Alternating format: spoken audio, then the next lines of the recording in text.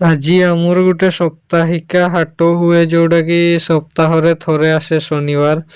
ତ ସେ ହାଟକୁ ମୁଁ ବର୍ତ୍ତମାନ ଯାଉଛି। ହାଟ ପହଞ୍ଚି ନାହିଁ, ଅଧା ରାସ୍ତାରେ ଅଛି। ଏଇଟା ଆମର ହାତୀବାରି ପଟୁ ଆସିଛି ରାସ୍ତାଟା। ଆଉ ଏପଟେ ଗଲେ କଙ୍କଡାକୁ ବାହାରିବ। ଆଗକୁ ଟିକେ ଅଛି ଏପଟେ ଆମର ତାଟ ଯିବାର ରାସ୍ତାଟା। ତାଟ ଛକରୁ କିଛି କିଲୋମିଟର ଦୁରିଆରେ ହାଟଟା ହୁଏ। ବର୍ତ୍ତମାନ ଏଇଟା ମେଡିକାଲ ଛକର ଭିଉ ଟା। ସେପଟୁ ଆମର ଏଇଟା କରଞ୍ଜିଆ ପଟୁ ଆସିଛି ଏନ୍ଏଚ ଟା। ଏଇଟା ସାଇଡ ରେ ଅଛି ଫରେଷ୍ଟ ଅଫିସ ଟା। ଫରେଷ୍ଟ ଅଫିସ ଏଇଟା ଯାଜପୁର ପଟୁ ଆସିଛି ଏନ୍ଏଚ ଟା। ଏନ୍ଏଚ ର ଏଇଠୁ 500 ମିଟର ଦୂରରେ ହାଟଟା ହଉଛି। ହାଟ ଯିବା ବର୍ତ୍ତମାନ। ଆମର ହାଟ ପହଞ୍ଚିଲା ମାତ୍ରେ ହିଁ ଫାଷ୍ଟ ଆଗ ଲେଫ୍ଟ ସାଇଡ ରେ ବାଇକ୍ ପାର୍କିଂ ଟା ମିଳିବ। ବାଇକ୍ ପାର୍କିଂ ରୁ ଟିକେ ଭିତରକୁ ଆଗେଇ ଗଲା ମାତ୍ରେ ଏପଟେ ଆମର ପରିବା ମାର୍କେଟ ଟା ମିଳିବ। ଭିତରେ ଅଛି ବଡ ପରିବା ମାର୍କେଟ ଟା। ଏଇଠି ହାଲକା ପରିବା ମାର୍କେଟ ଟା ଅଛି। ପରିବା ମାର୍କେଟ ସାଇଡ ରେ ଆମର କଣ ହୁଏ ନା, ମୟୂରଭଞ୍ଜ ରେ ମାନେ ବିଭିନ୍ନ ପ୍ରକାର ହାତ ତିଆରି ଜିନିଷ ଯୋଉଟା କି ମାଟି ହାଣ୍ଡି ହଉ, କଳସ ହଉ, ଦୀପ ହଉ ତିଆରି ଜିନିଷ ବିକ୍ରି ହୁଏ। ଗରମ ଦିନ ଆସିଲେ ଅଧିକ ଲୋକ ମାଟି ହାଣ୍ଡିରେ ପାଣି ପିଇବା ପାଇଁ ପସନ୍ଦ କରନ୍ତି। ଏପଟେ ଆଉ ଟିକେ ଆଗକୁ ଆଗେଇ ଆସିଲେ ମାଛ ହାଟ ଟା ମିଳିବ। ଏଠି ବିଭିନ୍ନ ପ୍ରକାର ମାଛ। ଆଉ ଜଣେ ଏଠି ଆମର ଭାଇ ସବୁଠୁ ବଡ ଦୁଃଖର ବିଷୟ ହେଲା, ଭାଇ ଜଣେ ଏଠି ଆଦିବାସୀ କୋଲ୍ଡଡ୍ରିଙ୍କସ ପିଇଲେ ଯେ ଏମତି ସେମାନଙ୍କୁ ନିଦ ଲାଗିଲା। ମଝି ହାଟରେ ହିଁ ସେମାନେ ଶୋଇ ପଡିଲେ। ମାଛ ମାର୍କେଟ ରୁ ଟିକେ ତଳକୁ ଆଗେଇ ଗଲେ ଆଉ ଥରେ ଆମର ମିଳିବ କଣ ପରିବା ମାର୍କେଟ ଟା। ପରିବା ମାର୍କେଟ ମାନେ କଣ, ଏଠି ସାପ୍ତାହିକ ହାଟ ମାନେ ସପ୍ତାହରେ ଥରେ ହିଁ ହାଟ ହୁଏ ତ ଟିକେ ପନିପରିବା ଅଧିକ ଥାଏ ଏପଟେ।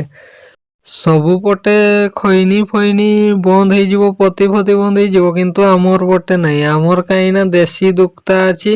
ଦେଶୀ ଦୁକ୍ତା ପତ୍ରକୁ ବାଟି ଦେଇକି ଚୂନ ଟିକେ ଗୋଳେଇକି ଜାକି ଦବ। ଆଉ ଏଇଠି ସବୁଠୁ ଭଲ, ଏଠି ଜଣେ ଆମର ହୋଲସେଲର ଭାଇ ନେଇକି ଆସିଛନ୍ତି 50 ଟଙ୍କାରୁ ଚପଲ ଷ୍ଟାର୍ଟ। ଆଉ ଏପଟେ ଆମର ଆଳୁ ମାର୍କେଟ ଟା ଅଛି। ଆଳୁ 20 ଟଙ୍କାରେ 1.5 କିଲୋ। ଆଉ ଗୋଟେ ମୁଁ ତୁମକୁ ଭଲ ଜିନିଷ ଦେଖେଇବି, ନିଜେ ହାତ ତିଆରି ଝାଡୁ। ଏ କୌଣସି ମେସିନ ତିଆରି କରି ନାହିଁ। ଆଉ ଗୋଟେ ମୁଁ ତୁମକୁ ଜିନିଷ ଦେଖେଇବି, ମାନେ ଏଇଠି ଆମର ଚିରା ଫଟା ଯେତେ ବି ନଟ ଏଠି ଚେଞ୍ଜ କରା ହୁଏ। ତାପରେ ଏପଟେ ଟିକେ ସାଇଟ ରେ ଅଛି ଆମର ଯୋଉ ମାଛ ଧରିବା ପାଇଁ ଜାଲ।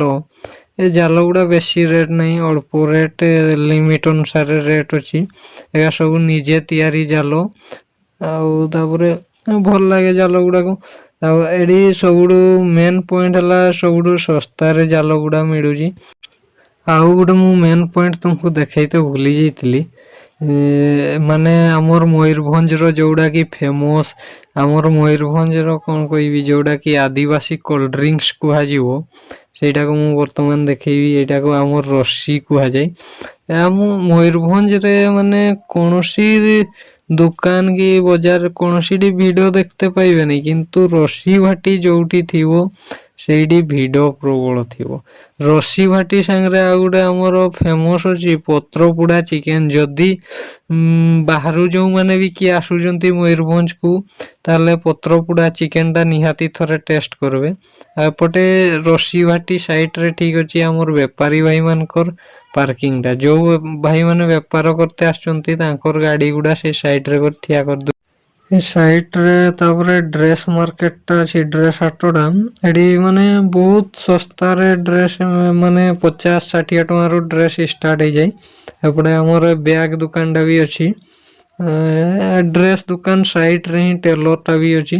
ମାନେ ଡ୍ରେସ ଯଦି ଯାହାର ଅବଜେକ୍ସନ ଆସିଲା ସିଲେଇ ପାରିବ।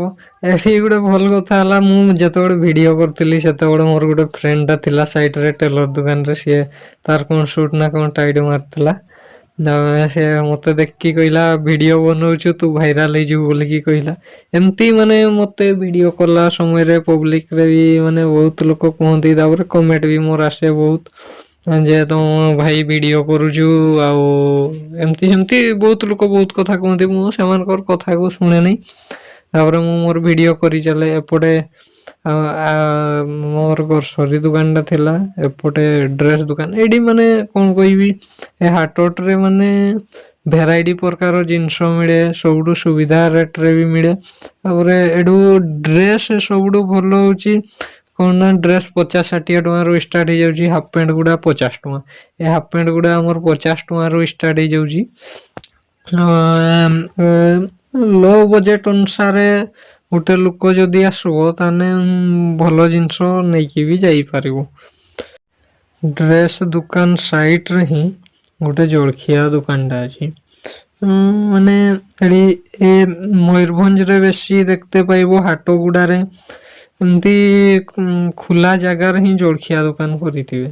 ଆଉ ସେମିତି ଏଠି ହୋଟେଲ ଫୋଟେଲ ବଡ଼ ହୋଟେଲ ଫୋଟେଲ ନାହିଁ ଯେ ମାନେ ସେମାନେ କ'ଣ କହିବି ସେଟା କହିହେବନି। ସେଟା ତୁମେ କମେଣ୍ଟରେ ଜଣେଇଦବ। ତାକୁ ଏପଟେ ଆସିଲା ଆମର ଶାଢ଼ୀ ଦୋକାନ। ଏଠି ଶାଢ଼ୀ ମିନିମମ୍ 100 ଟଙ୍କାରୁ ଶାଢ଼ୀ ଷ୍ଟାର୍ଟ ହେଇଯିବ।